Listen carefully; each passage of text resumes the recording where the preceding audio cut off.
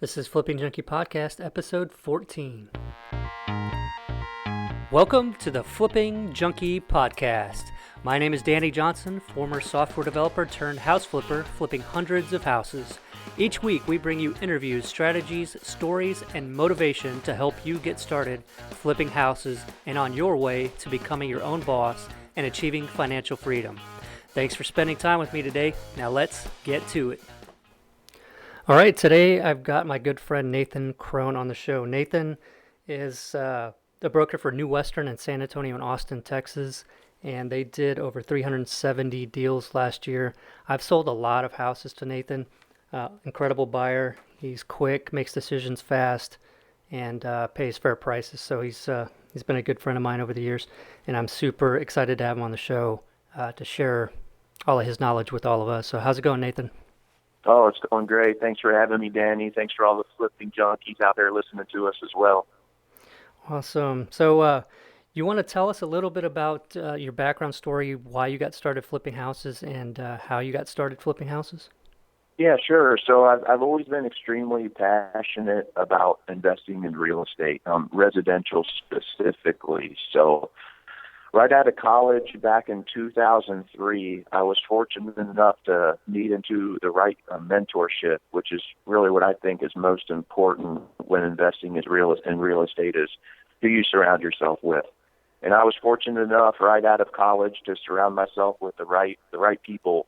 And I just never lost it from there. My high passion for real estate kept me going. I've actually traveled across the nation. I started off in Cincinnati, Ohio, and then started chasing the real estate market a little bit, and that's what landed me in Texas. My first thought was Dallas, Texas. I spent 5 years there, mainly running a wholesale practice. And from there, I branched out to San Antonio. And that's when I became the broker of New Western in San Antonio and ran the practice there for 5 years. And now I'm located up in the Austin location doing the same thing. So I've never really been in corporate USA before. I don't think too many people can say that, but real estate, I'm a real estate guy through and through, and it's just something that I thoroughly enjoy doing and don't plan on stopping. Awesome. So when you surrounded yourself with the right people, what do you mean by that? How did you find, or who was it that you maybe, I mean, you don't have to share names if you don't want to, but, how did you end up in that spot where you had those correct people surrounding you? What sparked the interest in real estate investing? Sure. So one thing that the flipping junkies are going to find out is, real estate is all about relationships. And, one relationship can throw a good chunk of change in your pocket as long as you can treat that client well. So relationships, I found out early on, was what I needed to focus on. And that's when I surrounded myself with guys that were really doing similar stuff that I wanted to do. They were investing in real estate. They were using private funds. They were young. I just kind of saw myself in them at the time. And that kind of is what led into it from there. Okay, Danny, so I got started in real estate back in 2003. And real funny, I actually thought I was going to come out of college and not have a boss and not work for anybody. And I was just going to buy real estate and rehab it and resell it. And I was 23 at the time, and I came to find out that you actually needed money to be able to do that. So that's when I started exploring some other options, and I answered an ad in the newspaper, and it was for a real estate investing apprentice. And I went in and talked with them, and it was a blessing. It was a dream come true. It was everything I was looking for. I got to invest in real estate. I got to use other people's money.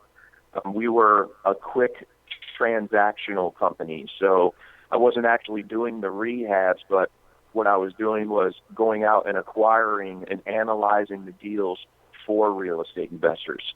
So that was really right up my alley, and I would say that's what led to me being an expert in just analyzing deals, cash flow, equity position, ROI. That's kind of where everything started to lead into my future roles. Awesome. So whenever you answered that ad in the newspaper, how did that all start out? I mean, what did they start training you on, and how did the training go? It was a slow process. I mean, when you enter into the real estate game, you really have a lot to learn. You have the industry to learn. It's important to know who the players are, the guys around town that are doing majority of the business. You want to connect with those people. So that was exciting at that time, and that's kind of what flourished and kept me going on it. Yeah. So did they tell you, hey, okay, so here's the first thing it's going to be determining who all the real players are and building relationships with them? Was that sort of like, if you could, like sort of not every single step, but what are some of the initial steps that they had you take to get going to do? Yeah, and there's really two, I would say two important aspects, Danny, when it comes to just getting started, and that's number one, finding a buyer's list and accumulating a buyer's list. And what that entails is simply just meeting the right individuals in your market. You want to meet other investors that are purchasing, sit down with them, really understand what they're looking for, what their goals and strategies are. And once you start building a buyer's list, then you can actively go out and start pursuing property. There's several different ways to do that. Of course, if you're a real estate agent, you can use the multiple listing service. That's where a lot of the foreclosures are listed, and a lot of like the handyman specials, the fixer-upper type houses are located on there. So that's a good first stop for you. If you're not an agent, then you can pair up with an agent that can help you out. But those two combinations, the acquiring of distressed real estate and then building a healthy buyer's list, once you have those two established, you can kind of start playing the matching game from there and start connecting those people with the deals. Awesome. So your advice, because there's always that conversation debate whether it's better to build a buyer's list first or find the deals first and build the buyer's list from that, so you have something to bring to people. So would you say that you're more of on the side of going out there and meeting people first and building up that buyer's list, and then finding deals based on the criteria that those serious buyers are telling you they want? I think that's a good option, Danny. I think that's probably a wise option for most people, because as you're meeting these investors, a couple things are going to happen. You're going to learn the market. You're going to understand where people need to buy, what investors are looking for, what scares them, what gets them excited, what part of town they like. And this is all going to lead to you going out and finding a better deal.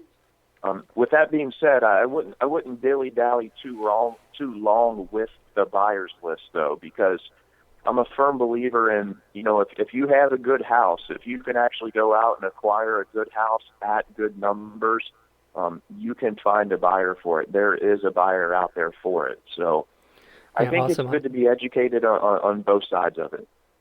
Yeah, I completely agree. So you say, like you said, don't dilly-dally. So don't, use that as an excuse to not get started trying to find deals.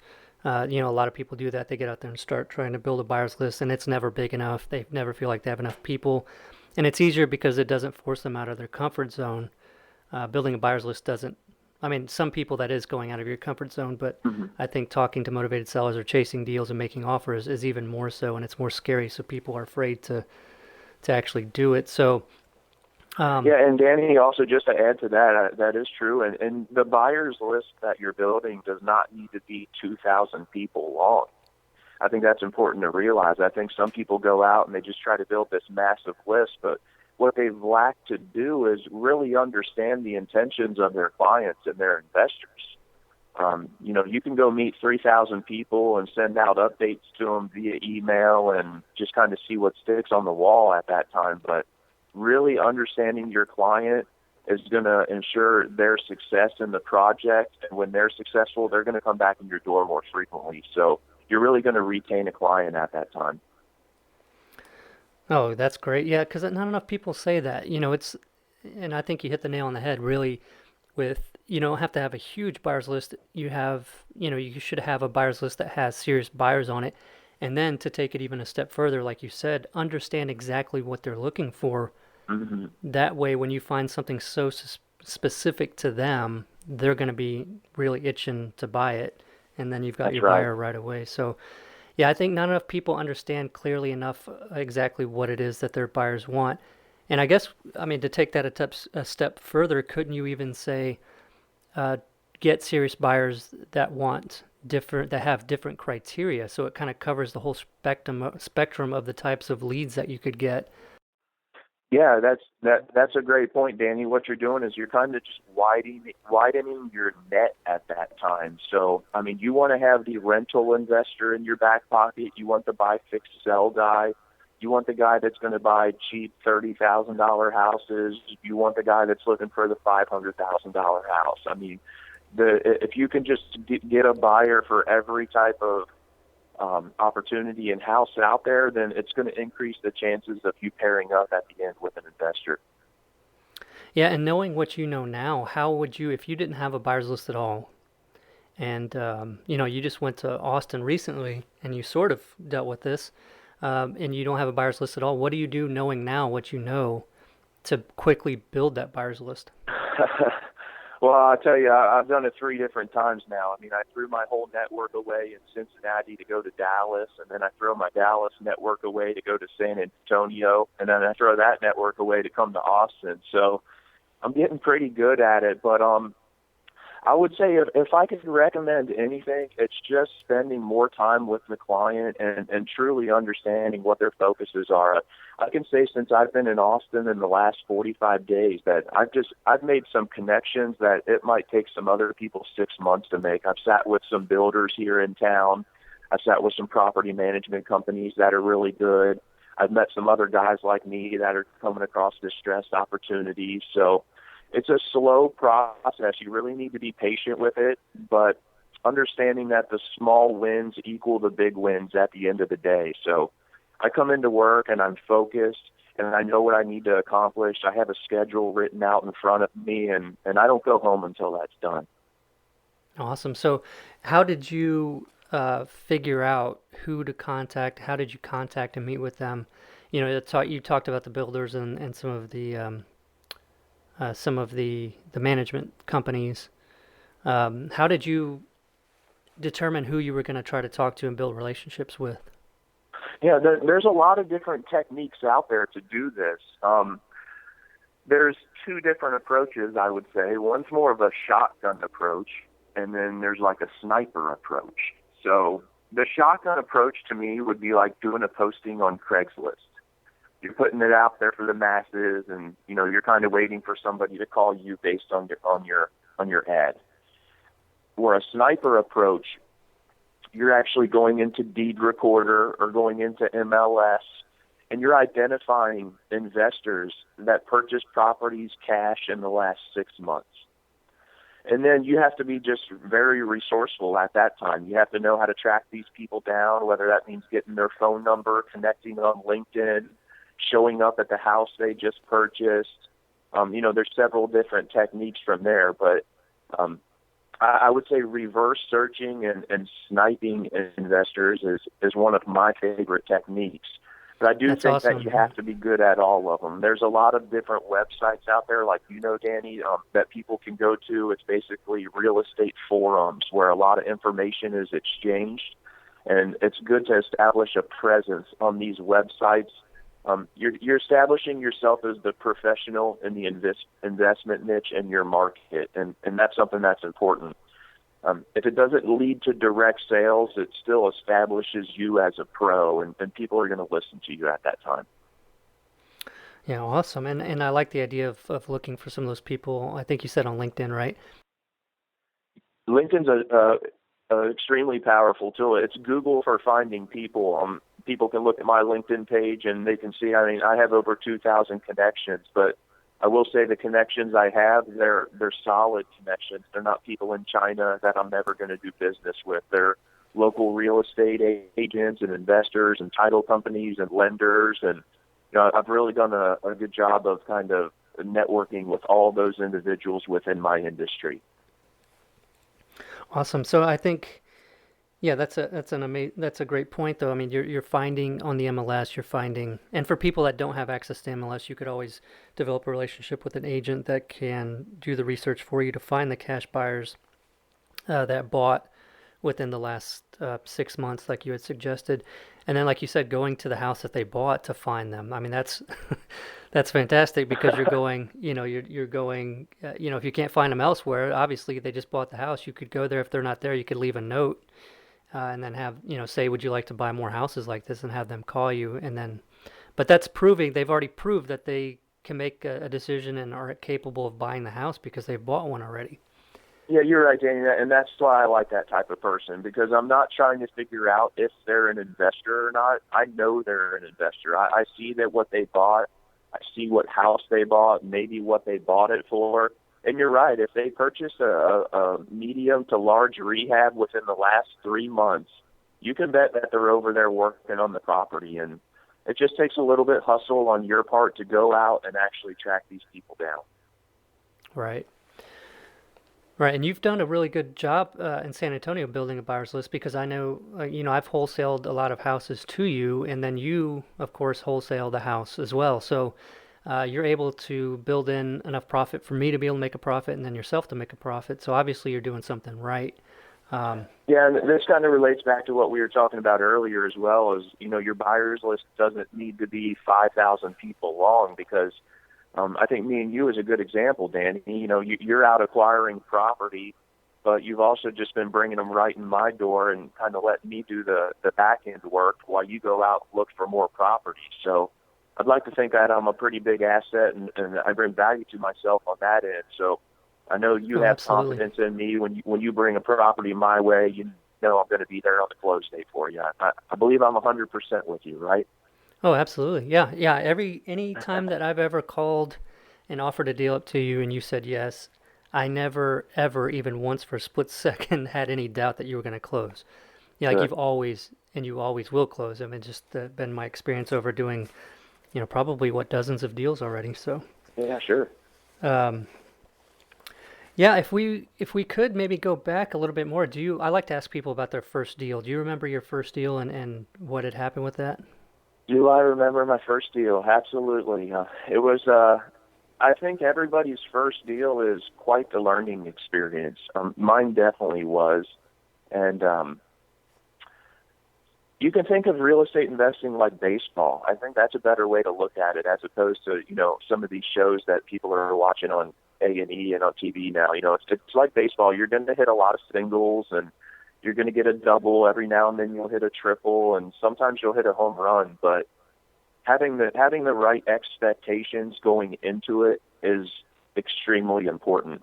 My first deal was back in Cincinnati. It was a buy, fix, sell that I did.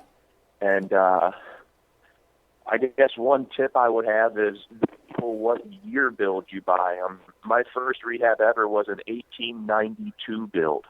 Wow. So needless to say, I touched every square inch of that place with drywall and layout changes, and pretty much did everything to it. So I learned a lot about the construction of a house. I learned how important it is to have good general contractors and good people on your team. I was profitable on the deal. It was nothing to brag about or write home about. But it was an expense. It was basically a college experience. I paid a lot of money and I learned a lot. I happened to make a little money at the end, but it really wasn't all about the profit on the first deal. It was just about diving in and taking the plunge. And I'm sure you've heard, Danny, there's these courses out there. People offer $25,000 for a weekend course. And, you can go to California and listen to somebody speak. And I just find that to be a lot of money. I mean, if you bring $25,000 down to our San Antonio location, you're going to have a good chance to make money with it. And it's just going to be boots on the ground, hands-on experience for you, not just reading over or listening to some DVDs. Yeah, no, I completely agree with you. Like getting the actual experience of going around looking at properties, because there is a disconnect. I think if you're always doing the studying on a computer or flipping through a binder, there's a disconnect there because it's more of theory, and you might see some numbers and hear some stories, but actually getting out there with somebody that knows, to where you are out there looking at the house and you have a question, that question may not have come to your mind had you not been out there actually looking at a house or going through a neighborhood. So yeah, no, I agree completely.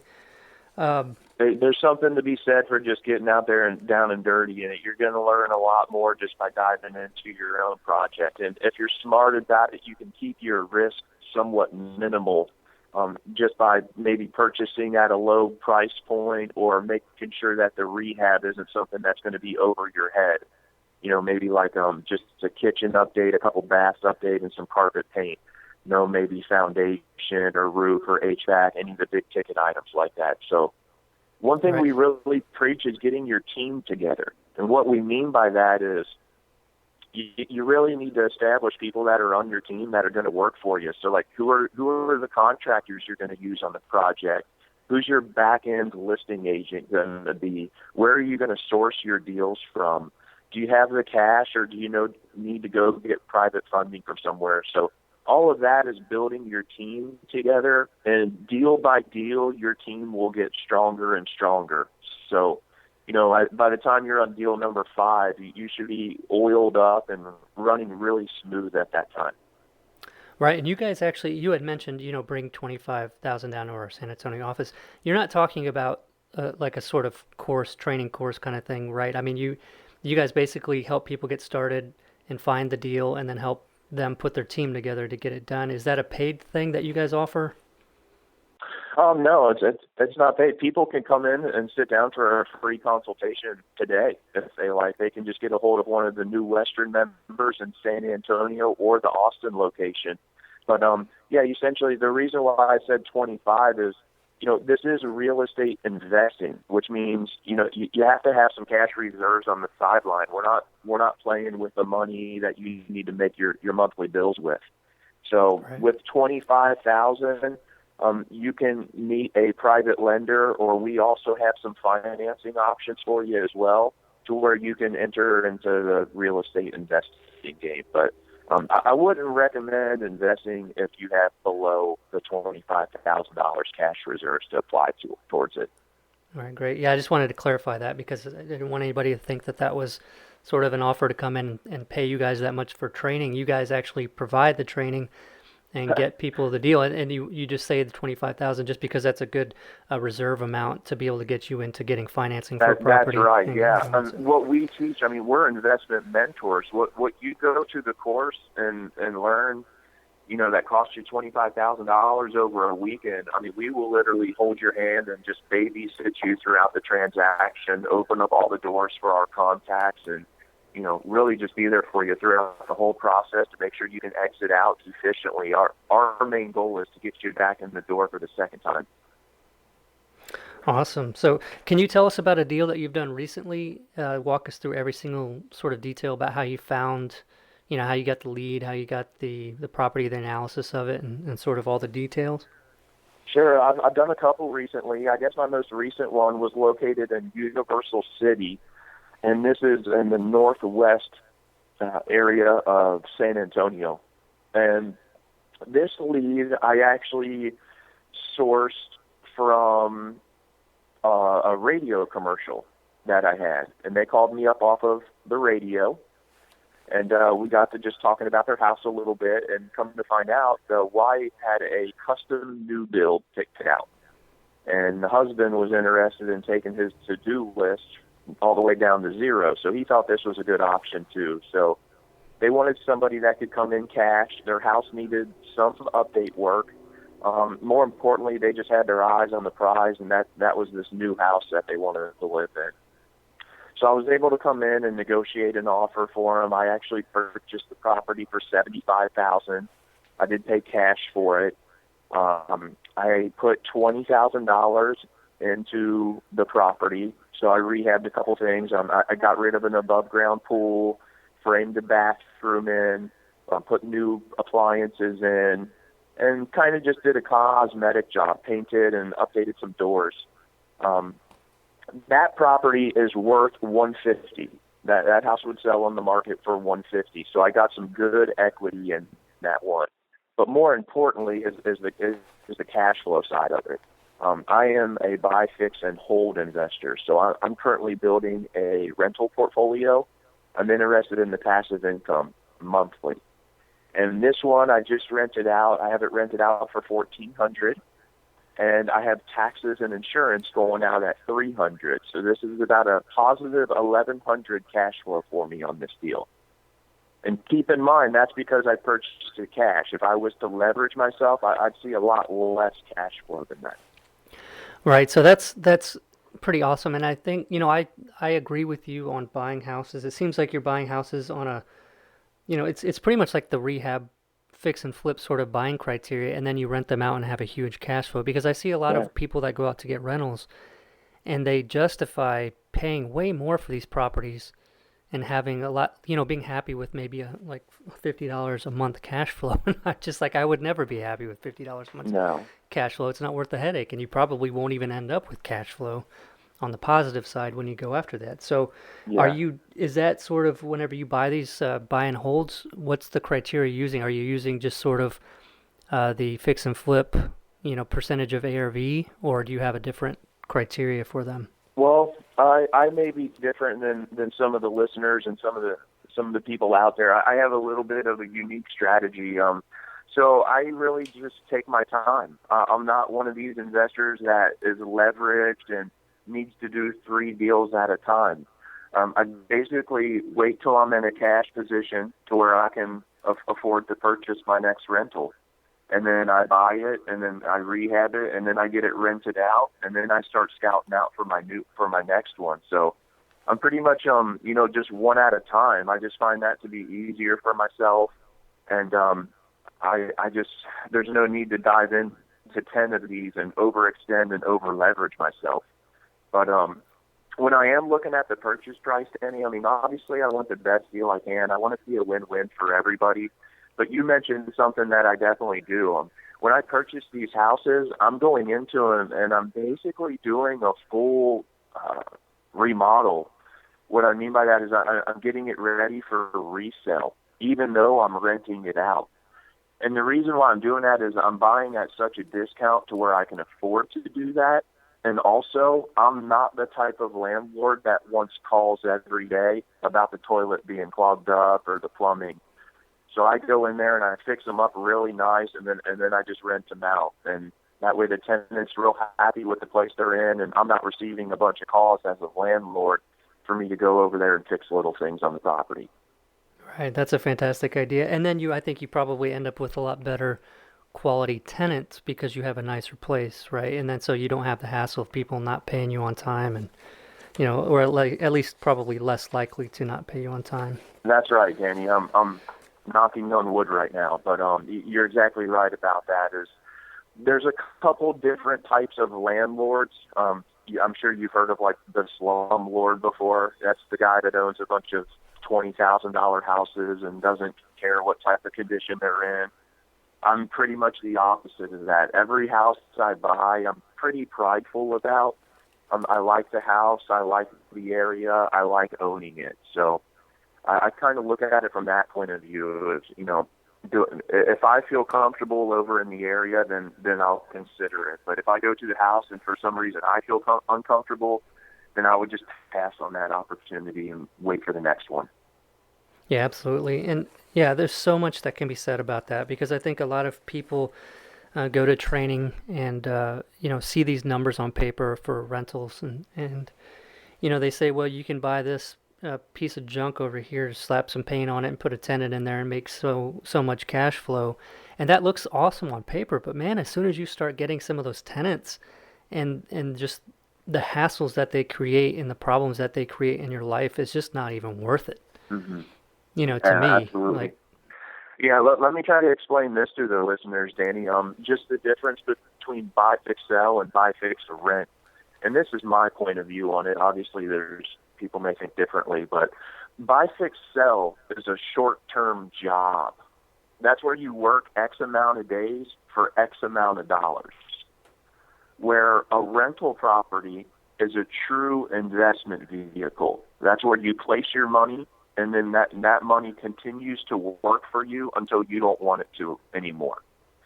And you got to think, on the rental side, you're going with Uncle Sam. You have a lot of deductions if you're buy, fix, resell, you're going against Uncle Sam. You actually pay capital gains on the money that you earn when you resell. And then if you look at the rehab on a rental property is a lot easier than a rehab on a resale property. You can use maybe lower grade material and just get through it a lot more efficient. If you look at the exit strategy on them both, I can speak in San Antonio on this for sure, that it's a lot easier to rent a property than it is to resell a property. So all of these reasons combined kind of make me the rental investor. I just think it makes more sense, and my goal is to achieve $10,000 a month in passive income off of my rental properties. That's what I'm shooting for. Nice, great goal. Yeah, and yeah, and each one that you're doing, you're paying cash, waiting till you can pay cash, and it's a lot safer. So if we get a turn in the market, where things change, rents change, you're not screaming or crying or wondering what the heck you're going to do. Like you've got. Yeah, no, Danny, that's an extremely important point. I had a very wise real estate gentleman tell me recently is that it's really a lot about positioning yourself, and that the music is going to stop one day, and it stopped in our lifetimes before, and it's going to continue to stop. And it's about where you're positioned when the music stops. So are you highly leveraged when the music stops, or are you debt-free? Do you have a bunch of clean houses that are freshly rehabbed, or do you have a bunch of houses that need rehab work and with unhappy tenants? So, right. I mean, positioning is really everything at the end of the day. You have to be ready for some type of downturn because historically, real estate is cyclical. There's plenty of books out there that you can read on that. And we kind of know where we're at in the cycle right now. So I just think being prepared and being positioned well is going to help you sleep at night. Yeah, see, that's super important. And not enough people stress that because, yeah, you're right. It absolutely is going to change. And right now we're sort of on the uptick, right? So we're doing really well. Like the properties are selling really fast. It may be a little bit harder to buy them, but the market is great in most places. And we've seen the change in what happens, right? Whenever things change all of a sudden. Oh, yeah.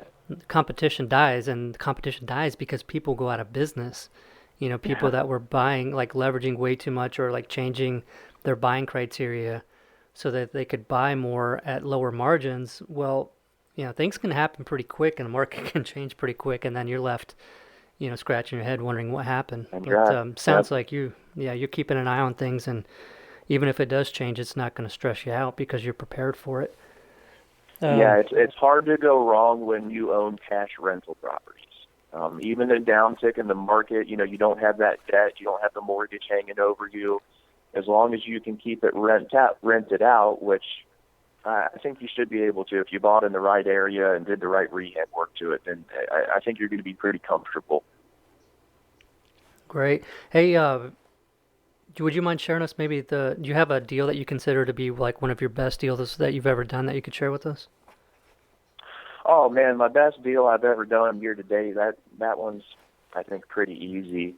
That was a duplex that I purchased in San Antonio, and I paid $32 for the house, and it was a 2-1 on each side. It was about 1,400 square feet. And I paid $32, and I did $20,000 in rehab work on that one. I put a new roof in. I did all new HVAC in it.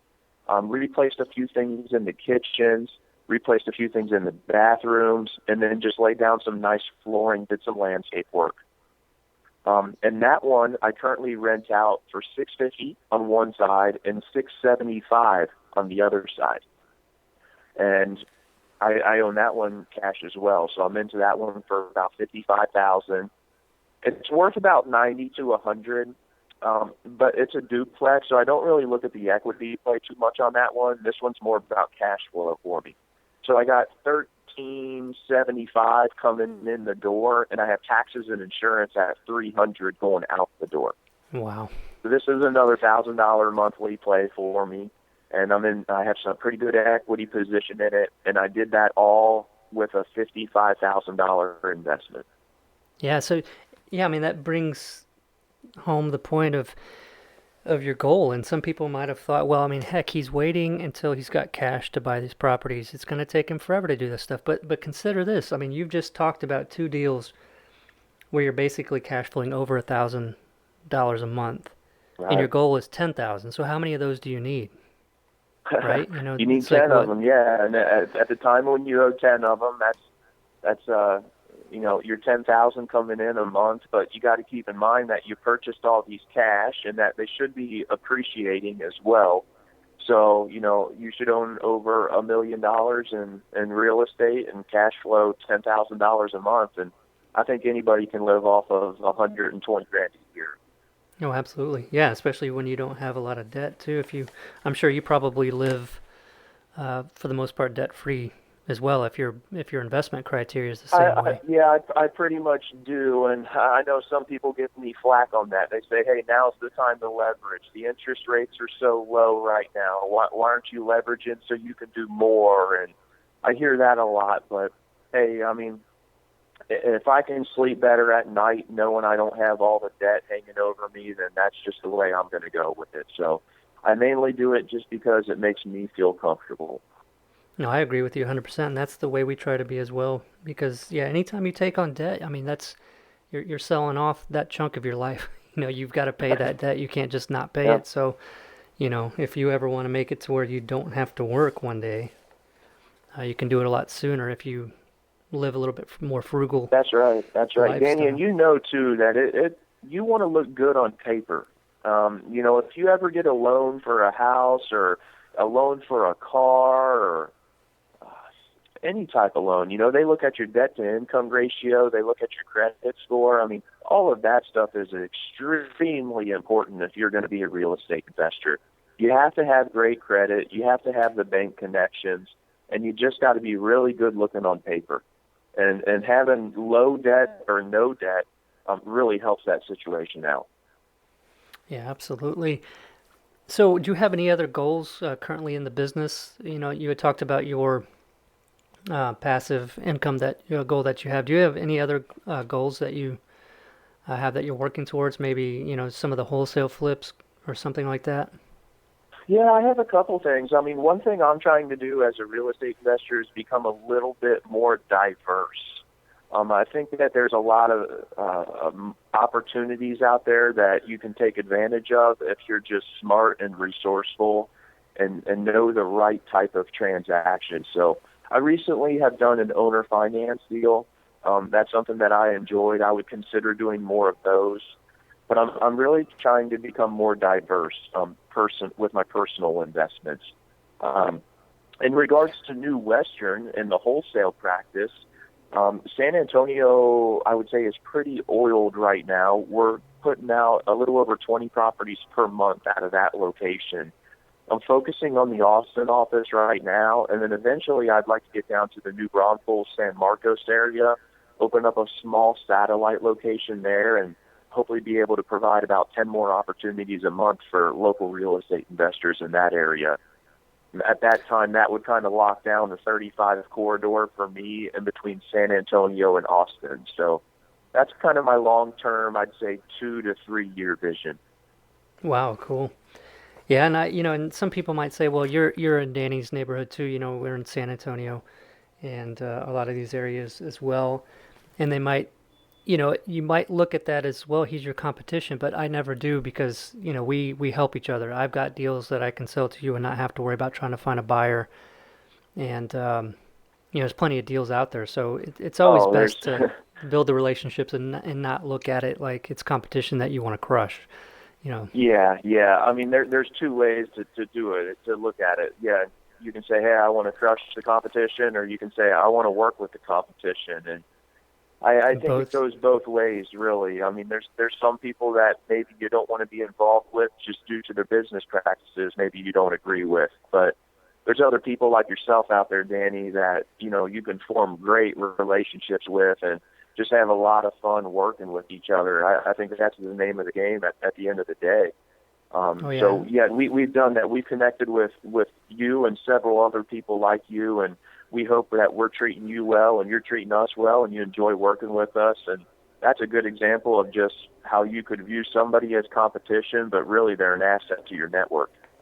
Yeah, absolutely. I wanted to touch on one thing that we had talked about a little bit earlier, just to maybe get a little bit more information, where you're talking about how you're buying some properties off the MLS, and if you wholesale those properties, some people often ask, how do you wholesale properties off the MLS? I mean, do you mind sharing sort of a process for getting a house under contract on the MLS and then being able to wholesale it without, um, the seller, shutting down the deal or not being wanting to do the deal because it's you're wholesaling it instead of. Yeah.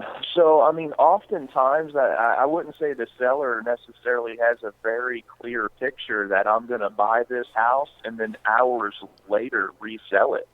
I mean, I think what's most important to the seller at that time is that I show up with my money on the date that I said I was going to show up and close the deal down. Now, whatever I do with that house after that first closing, I think is my business at that point. So the seller isn't necessarily fully aware of the whole back-end transaction of you reselling the house.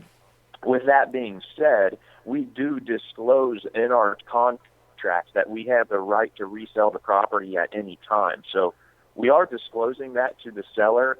But at the end of the day, all the seller cares about is that you show up with your money, you're there on the close date, and they sell their house. All right, and so you do that by doing a double close then? So you have the two transactions? Yeah, we have two transactions, so we independently fund all our transactions. So just as a rough example, I'll buy a house from, say, Bank of America foreclosure for $50,000, and then that same day I'll sell it to a real estate investor for, say, $53,000. That $3,000 that I make right there goes towards the company, and that's how we keep the doors open. Right, and so that closing take place at the same title company with the same closer for both transactions? It does. Yeah, and then that way right. they're just fully aware of the type of transaction that's taking place. And I've heard this, Danny. You may have heard. Have you ever heard like investors say that, "Oh, don't bring me any deals that are on MLS"? Have you heard that? Oh yeah. Okay. Some of the junkies that are listening right now, they might come across that in the future. And I will say that, you definitely bring a lot of value to your investor network, your buyers list, when you can present them with off-market opportunities, stuff that you went out and found with your own marketing dollars. With that being said, MLS is a very large source of discount distressed real estate, and it shouldn't be overlooked. I have an example here in Austin right now where we just got a property $110,000 off the list price. Wow. And, I mean, at the end of the day, if the numbers make sense, I don't think it should matter exactly where it came from. So if you're questioning, well, how did we bring value in that? Well, we were able to go in, talk to the agent, negotiate that down $110,000 to where it makes sense for somebody now. So I wouldn't if you're a real estate investor out there, I wouldn't completely discount MLS. There's still great deals to be had out there, and it's just really about negotiating power. Yeah, absolutely. And I think, because I've said it before, don't bring me MLS deals to different people. But what I meant by that was don't bring me ones that you don't have under contract for a good price. And so maybe that part needs to be spelled out. I mean, obviously, if you've got it under contract, even if it's on the MLS, but it's at a great price, I could care less that it came from the MLS. So, but awesome. So there's a lot of good information about that. Do you have, so obviously with the company and everything and everything that you've done, you guys have dealt with a lot of investors, new and experienced.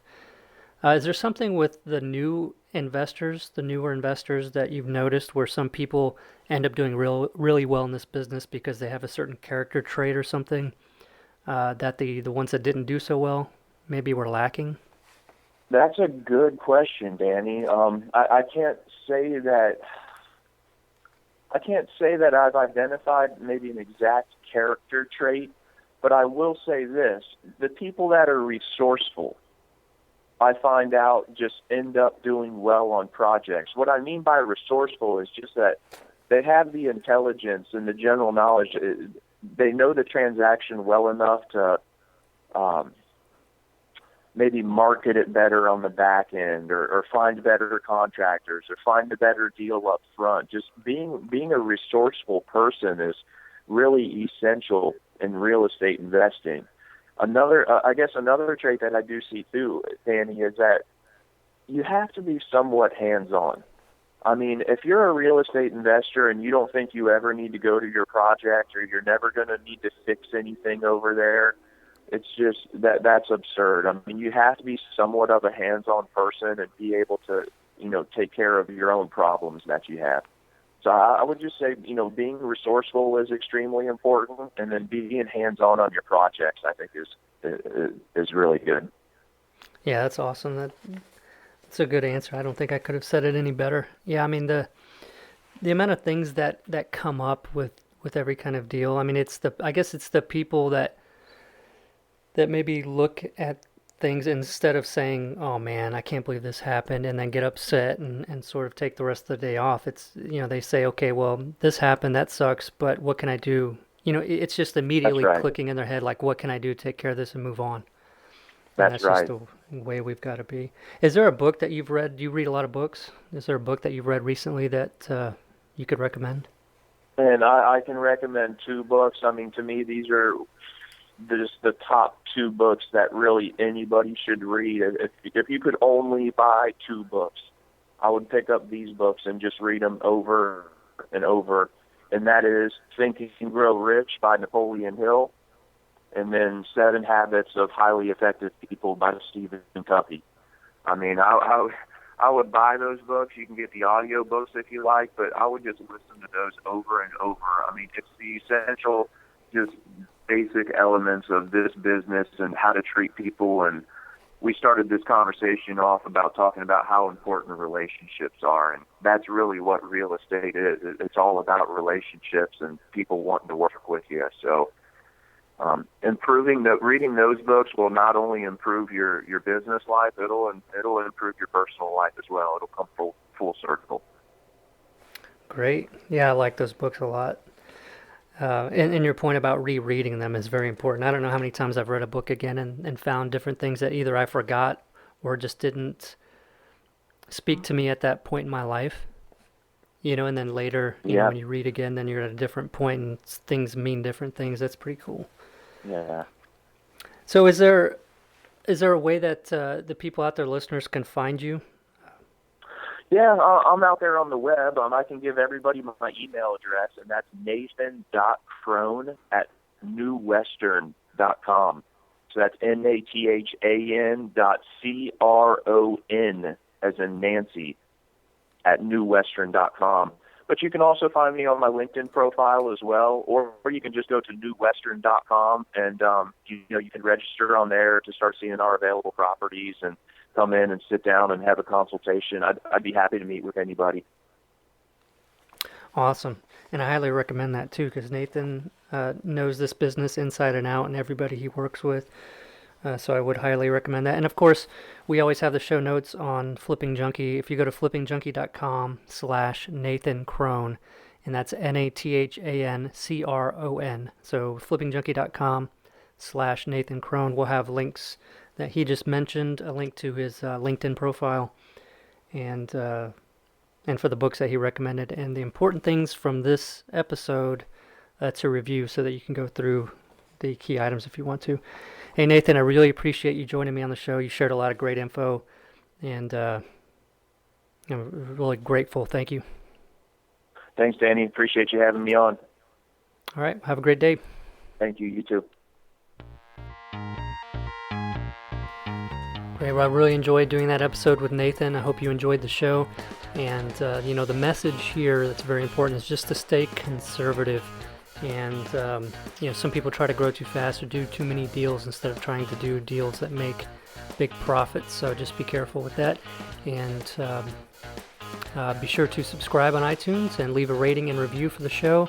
Really appreciate that. And you can also visit facebook.com/flippingjunkie to leave any questions or feedback or anything you want on the Facebook group. And I try to answer everything from there. And then for the show notes for this episode, please visit flippingjunkie.com/14. That's flippingjunkie.com/14. We'll see you next week.